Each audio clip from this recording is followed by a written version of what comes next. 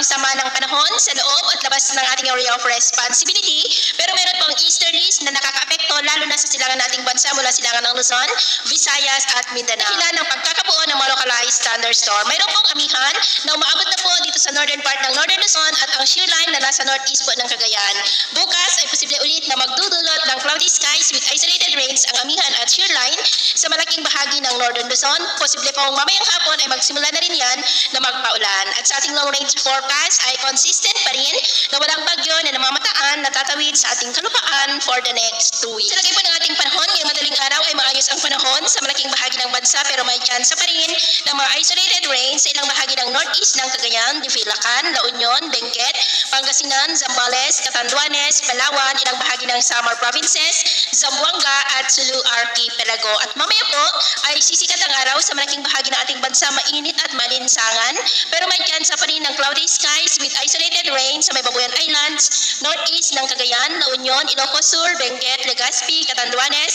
Sorsogon, Masbate, Palawan, Dulag, Catarman at Sulu Archipelago. At mamayang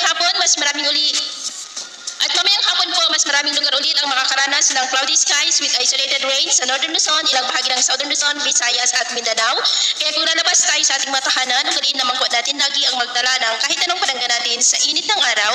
at proteksyon na rin po sa mga biglaang buhos ng ulan. At magdala rin po tayo ng tubig na inumin kung lalabas tayo sa ating matahanan para po makaiwas tayo sa dehydration na dulot po ng mainit na panahon. At sa ating naman po mga baybayin, wala po tayong nakataas na namang gale warning signals pero iba yung pag-ingat lamang po kung papalaot tayo para po mas makaiwas sa mga sakunang